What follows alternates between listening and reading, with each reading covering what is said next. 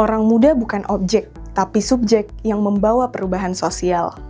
Partisipasi orang muda yang bermakna dalam perubahan sosial yang transformatif. Pernahkah kamu bertanya-tanya, seperti apa sebenarnya partisipasi orang muda yang bermakna? Partisipasi ini lebih dari sekedar hadir. Partisipasi ini tentang kelompok muda yang mendorong perubahan sosial yang nyata dan transformatif. Partisipasi orang muda yang bermakna bukan tentang orang dewasa yang mendiktekan aturan. Ini tentang bagaimana orang muda bisa berdaya untuk menjadi pemimpin dan mitra setara dalam mengambil keputusan. Indonesia memiliki peluang besar dengan bonus demografi. Kita adalah bangsa yang mayoritasnya masih muda. Regenerasi seharusnya menjadi payung transformasi sosial. Namun pertanyaannya, apakah kita sudah membuka ruang yang aman bagi generasi muda untuk terlibat aktif dalam membuat perubahan? Sejarah telah memberi kita mandat.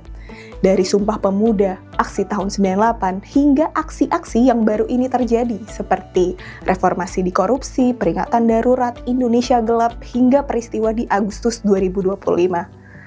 Semua menunjukkan orang muda yang jadi agen perubahan utama. Demografi kita yang dinamis harusnya bisa mendorong kemajuan bangsa. Saat ini, kita hidup di era digital. Media sosial adalah corong kita. Bukan hanya untuk tren aja nih, tapi juga untuk aktivisme yang nyata dan cepat. Kita dapat meningkatkan kesadaran, meminta pertanggungjawaban mereka yang berkuasa, dan menyuarakan aspirasi lebih cepat daripada generasi sebelumnya. Tapi, apa gunanya kalau kita tidak terlibat secara bermakna? Orang muda seringkali hanya menjadi objek. Keterlibatan orang muda hanya sebatas dekorasi, manipulasi, dan tokenisme.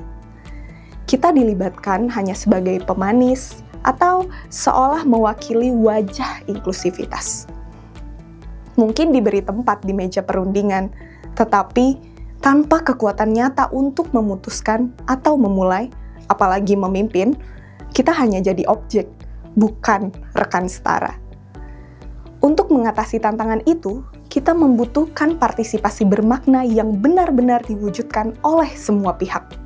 Kita perlu mengeksplorasi berbagai bentuk keterlibatan orang muda, misalnya seperti orang dewasa menginisiasi dan berbagi keputusan bersama orang muda.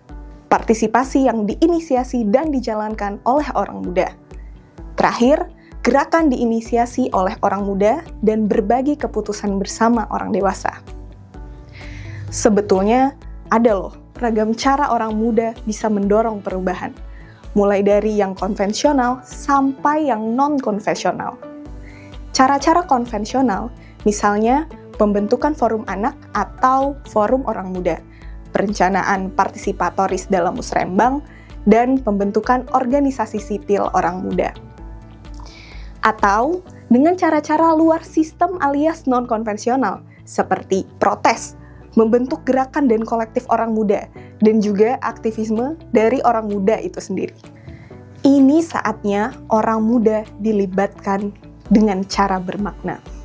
Sebelum orang muda bisa menjadi pemimpin dan andil dalam perubahan sosial yang transformatif, kita perlu menciptakan ruang yang aman dan inklusif bagi orang muda. Pada akhirnya, orang muda bisa menjadi subjek, bukan objek, dari perubahan yang kita harapkan. Mari belajar bersama tentang partisipasi orang muda yang bermakna dalam perubahan sosial yang transformatif di sini. Semoga ini memberikanmu inspirasi.